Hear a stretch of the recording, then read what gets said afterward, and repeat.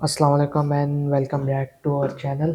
तो आज हम ये सीखेंगे कि पाइथन क्या चीज़ है, इसका इंट्रोडक्शन थोड़ा-सा हम सीखेंगे, इसकी हिस्ट्री वगैरह सीखेंगे और ये आजकल किस-किस फ़ील्ड में और कहाँ-कहाँ ये यूज़ हो रही है।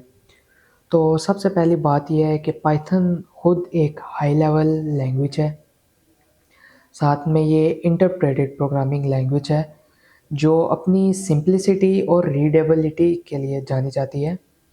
ये बहुत ज़्यादा वाइडली यूज़ होती है वेब डेवलपमेंट में भी, डेटा एनालिस्ट में, आजकल जिस तरह आर्टिफ़िशियल इंटेलिजेंस का दौर है तो उसमें, साथ साइंटिफ़िक कंप्यूटिंग में और ये डेवलपर और डाटा साइंटिस्ट के दरमियान एक बहुत ज़्यादा पॉपुलर चॉइस बनती जा रही है।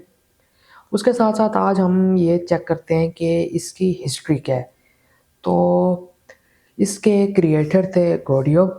तो ये 1991 में डेवलप हुई थी, डिस्कवर्ड ये इसको बनाया गया था और ये बहुत ज़्यादा उस वक़्त के बाद ये माना जाता है कि यार इसमें बहुत डेवलपमेंट हुई, इम्प्रूवमेंट हुई और अब इसका वर्ज़न जो लेटेस्ट आ रहा है ना, तो अभी भी 3 पॉइंट समथिंग आ रहा है, 1-2 के करीब-करीब आ रहा है।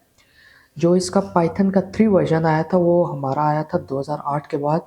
उसके बाद में भी इसमें बहुत सारे चेंजेज़ किए गए हैं, अभी भी इसके काफ़ी वर्ज़न आ रहे हैं और काफ़ी ये अच्छी लैंग्वेज यूज़ होती है। उसके बाद इसका एवोल्यूशन ओवर टाइम बहुत ज़्यादा बढ़ता गया है। पाइथन इवॉल्व हुई है एक मतलब वर्सेटाइल और पावरफुल प्रोग्रामिंग लैंग्वेज के मुताबिक। तो इसकी डेवलपमेंट में भी काफ़ी शेप्स चेंज हुई हैं, कंट्रीब्यूशन हुए हैं, एक्टिव हुई है कम्युनिटी डेवलपर में बहुत ज़्यादा ये एक्टिव रहना शुरू हुई थी।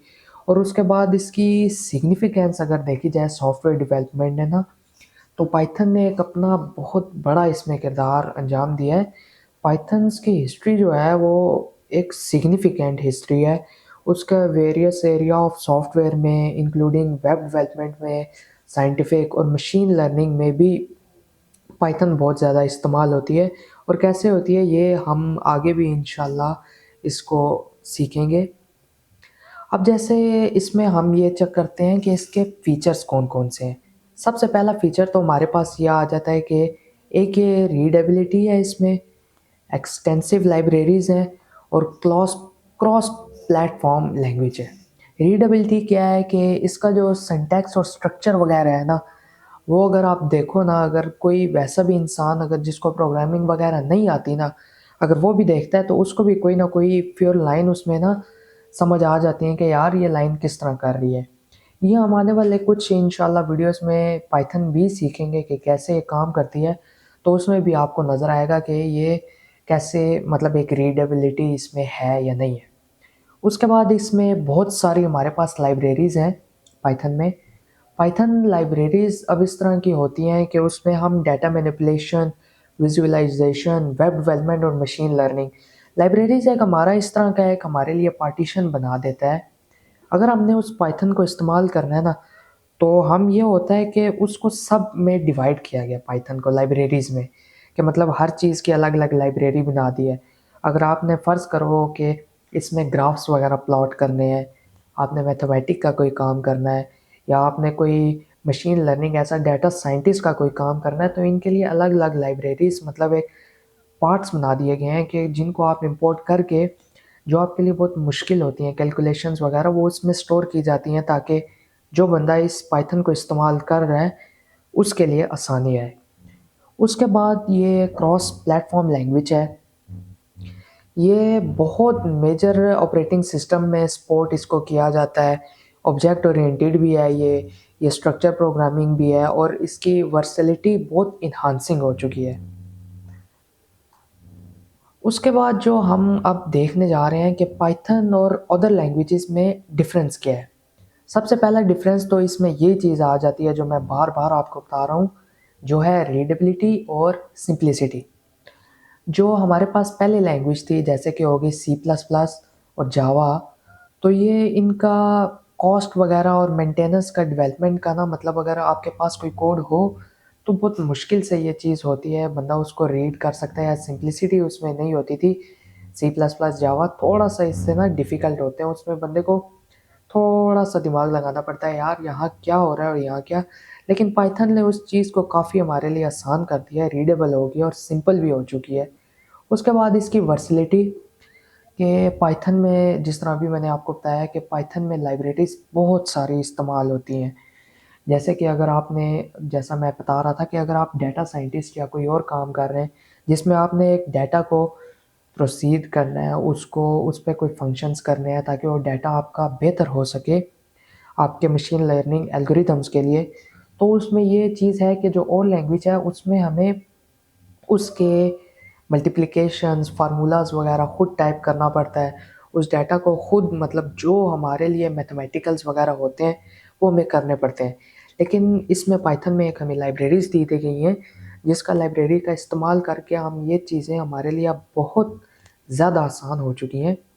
उसके बाद कम्युनिटी सपोर्ट इसमें आता है कि पाइथन बहुत एक लार्ज और एक्टिविटी प्रोवाइड कॉम्प्रिहेंसिव कर रही है हमें।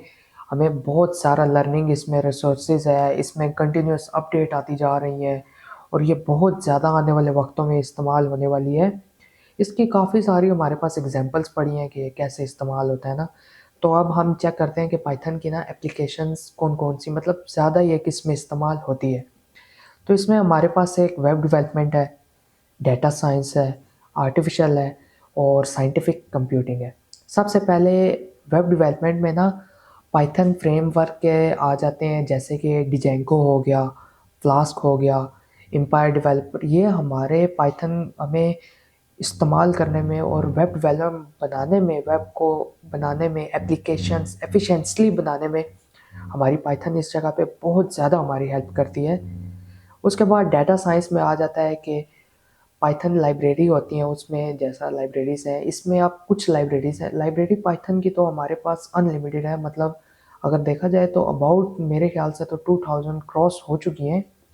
लेकिन यहाँ पे हमारे पास जो लाइब्रेरीज़ हैं जैसे कि नम्पी हो गई, पांडास हो गया, मैटप्लॉटलिब हो गई, ये हमारी, जिस तरह आप नम्पी है इसमें ये हमारी मैथमेटिशियन, पांडास भी, और इस तरह मैटप्लॉटलिब भी हमारा सिर्फ मैथमेटिक्स की है और ग्राफ्स वगैरह डिज़ाइन करने के लिए बहुत ज़्यादा इस्तेमाल और बहुत हमें हेल्पफुल करती है पाइथन। उसके बाद आर्टिफिशियल इंटेलिजेंस भी इसी तरह है कि इसमें सिंप्लिसिटी है, लाइब्रेरीज बहुत सारी हैं, तो डेवलपमेंट एआई एल्गोरिथम्स हो गए, तो उसमें हमारी ये बहुत ज़्यादा हमारी तरफ हेल्प कर रही है क्योंकि हमारे लिए पाइथन को एक बहुत आसान कर दिया गया है। उसके बाद है साइंटिफिक कंप्यूटिंग, जिसमें पाइथन बहुत ज़्यादा आजकल, जिस तरह साइंटिफिक और रिसर्च फील्ड में भी आहिस्ता आहिस्ता बहुत ज़्यादा इस्तेमाल होती जा रही है।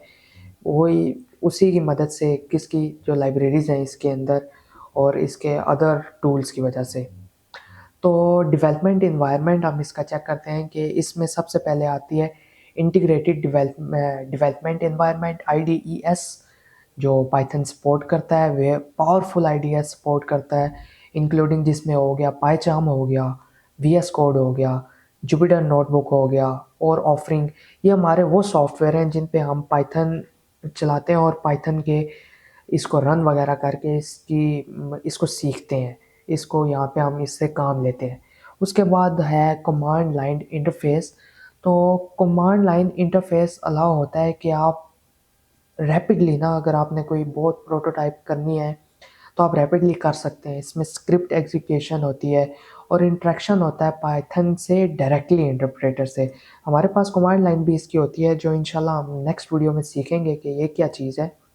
उसके बाद आता है हमारे पास वर्चुअल इन्वायरमेंट, कि पाइथन वर्चुअली भी हमारे पास अलाउ करता है डेवलप को कि वो अपनी डिपेंडेंसी करें, अपने आइसोलेट करें प्रोजेक्ट इन्वायरमेंट अपना, जिस तरह वो चाहते हैं उसको बनाएं और पाइथन को जिस तरह वो रन करना चाहते हैं और जिस तरह उसके साथ काम लेना चाहते हैं वो काम भी ले सकते हैं। उसके बाद हमारे पास है बेसिक सिंटैक्स और डाटा टाइप्स।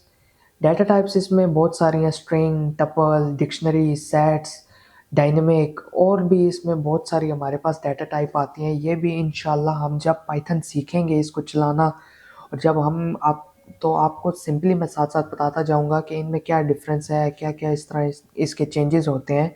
तो वो इंशाल्लाह हम आने वाली नेक्स्ट वीडियो में हम सीखेंगे।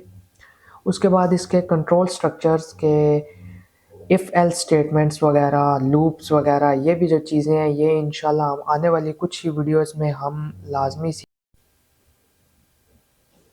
तो कंट्रोल स्ट्रक्चर इसमें जिस तरह के इफ़ एल्स है, स्टेटमेंट, लूप है और एक्सेप्शन हैंडलिंग है, और भी इसमें बहुत सारे कंट्रोल और एरर मैनेजमेंट भी होती है इसमें। तो ये भी एक इफ़ एल्स स्टेटमेंट्स वगैरह, लूप्स हम आने वाली वीडियोस में लाजमी सीखेंगे। बेसिकली ये भी इसका सिंप्लिसिटी कह सकते हैं, ये तो हर लैंग्वेज में होता है, लेकिन इंशाल्लाह हम आने वाली कुछ वीडियोस में ज़रूर सीखेंगे। उसके बाद इसमें फंक्शंस वगैरह आ जाते हैं। फंक्शंस मतलब अगर आप चाहते हो कि यार ये अलग काम करे और ये अलग काम करे, तो हम इसको फंक्शन में भी बिल्ड करते हैं, एक फंक्शन बना देते हैं। और फंक्शन क्या चीज़ होती है ये भी आने वाली कुछ ही वक्त में हम सीखेंगे कि फंक्शंस हम कैसे इस्तेमाल करते हैं। तो आज के लिए हम सिर्फ इतना ही सीखा है कि यार इंट्रोडक्शन इसका सीखा है हमने।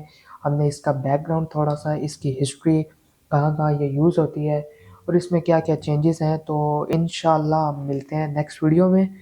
तो आज के लिए इतना ही। अल्लाह हाफिज़।